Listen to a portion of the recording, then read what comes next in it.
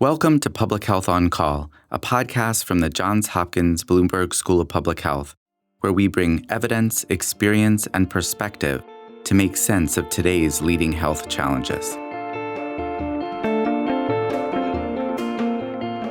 If you have questions or ideas for us, please send an email to publichealthquestion@jhu.edu. That's publichealthquestion@jhu.edu for future podcast episodes.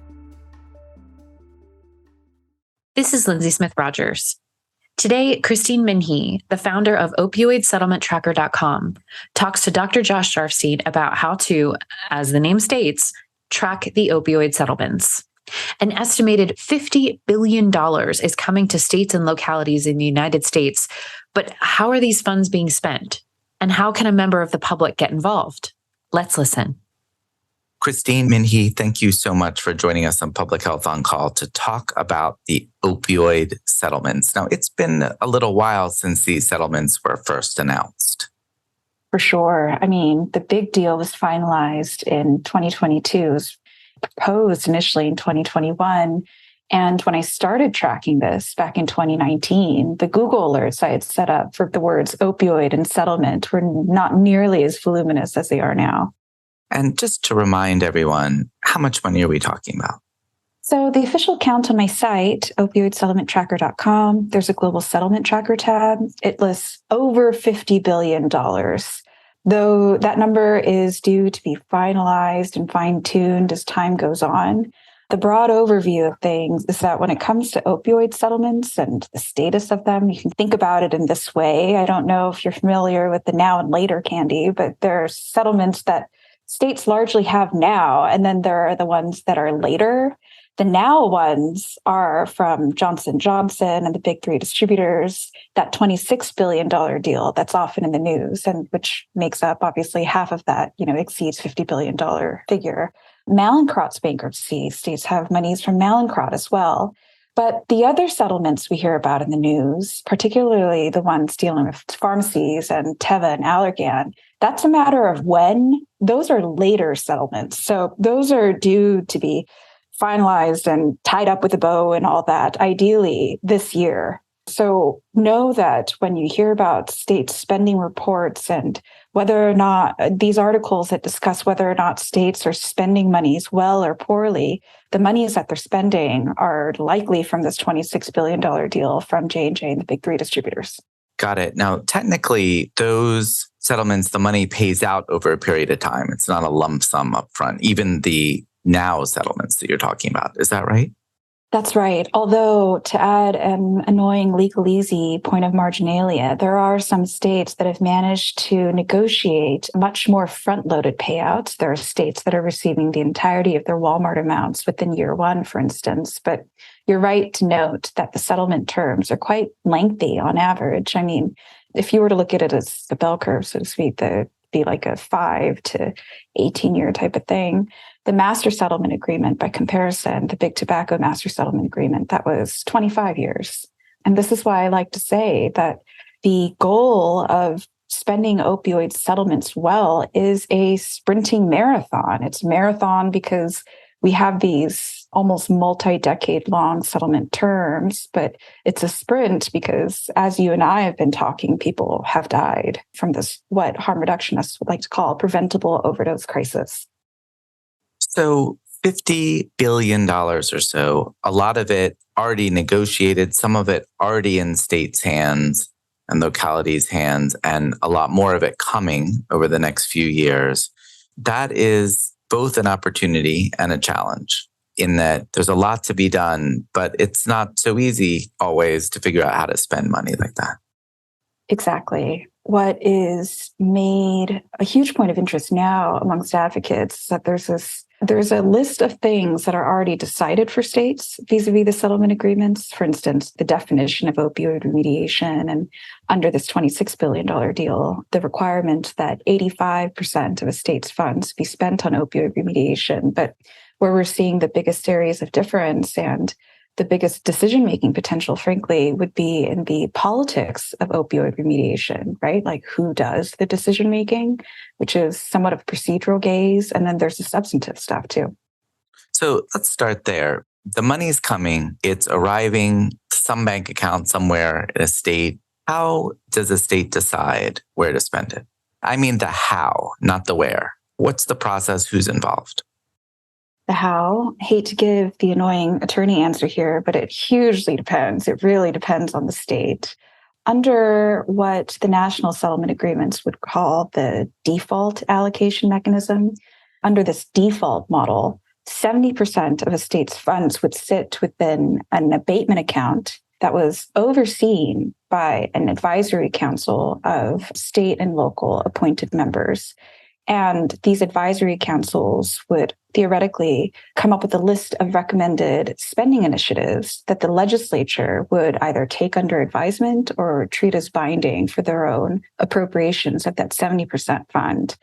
Continuing with this default scheme, the remaining 30 would be split 50-50 between the state and local governments. So they would be distributed directly to the AG's office or the coffers of the cities and counties themselves who are participating in the litigation. But that's just the default option. Absolutely. I mean, it's an absolute Tower of Babel out there. There isn't a single state that is pursuing this default layout of things exactly. There's so many twists and turns upon this, primarily because provided that a state is able to spend 70% of its monies on prospective abatement, they can divvy up the monies however they want. And so some states, they're giving almost all of it to the localities. Others, the vast majority is being determined through a state-led process. Yes, a good example would be to compare North Carolina with Nebraska. North Carolina's allocation, somewhat famous because they've been a valedictorian in this opioid settlement planning space. North Carolina's allocation would give 85% of the monies to the localities and keep 15% on reserve for the state government. Whereas in Nebraska, it's flipped on its head. 85% sits under one advisory committee and 15% goes to the localities. So you have a lot of variation. You use the P word, politics, in saying that that may be involved in how these decisions are getting made. Let me just float something by you. If one of the challenges of U.S. drug policy in the past is that politics maybe has favored certain responses to the overdose crisis that haven't been so successful. We could think of certain types of treatment maybe that don't have good outcomes, or certain types of law enforcement response that have maybe been counterproductive, but those are popular. Should we worry that politics might lead some places to invest funds in things that might not be that successful or actually even counterproductive? Yes, is the short answer. We should absolutely worry. This is politics in America.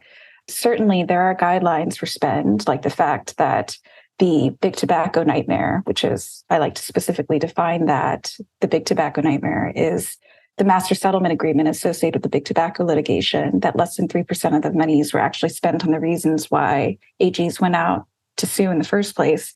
That nightmare, it can't technically happen in this case, in the opioid settlement case, because there is this requirement that a certain minimum threshold of spend be directed to actual abatement initiatives. But that doesn't mean we can't have a different nightmare. So certainly everything that has trickled down from what some would point to as the 2020 moment of things, where there is a grand reckoning of social consciousness within this country and much more ostensible discussion about how monies ought to be spent and the role of government, that pervades opioid settlement spending as well. And if we're being really realistic here, this is not disattenuated from the war on drugs.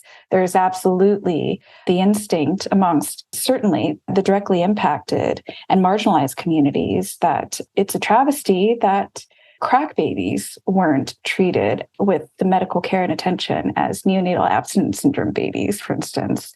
There is so-called crack babies, in other words. So-called crack babies, of course, from the crack cocaine statutory era of things. In other words, the war on drugs casts a dark pall over a lot of these discussions about how these monies should be spent and who should be doing the deciding.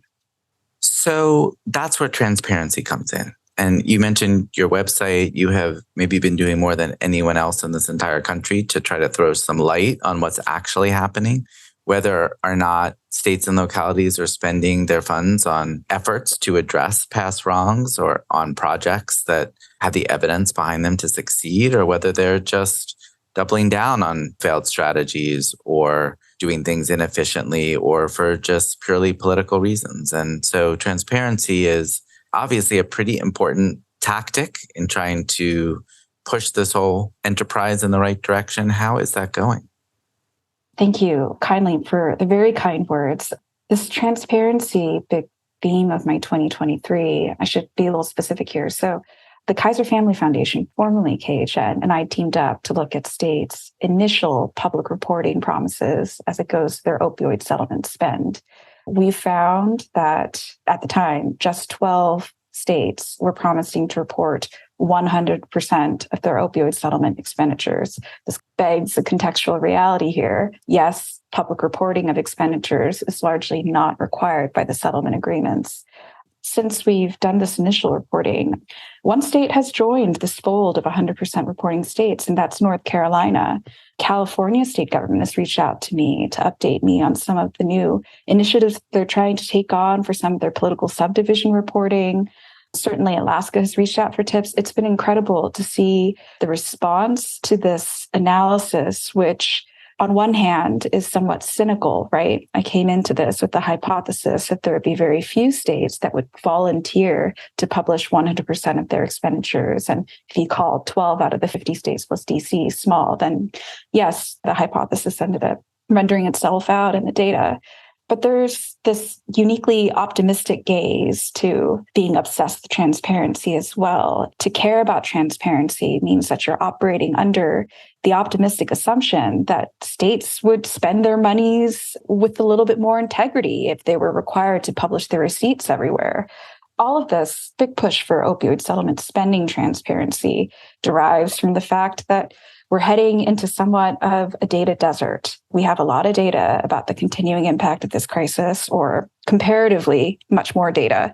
We have comparatively a lot more data on the ways that we got here. I like to reference UCSF's Opioid Industry Archives. But unless states volunteer to publish more of their opioid settlement expenditures, we will have far less data on how these billions are actually spent. Right.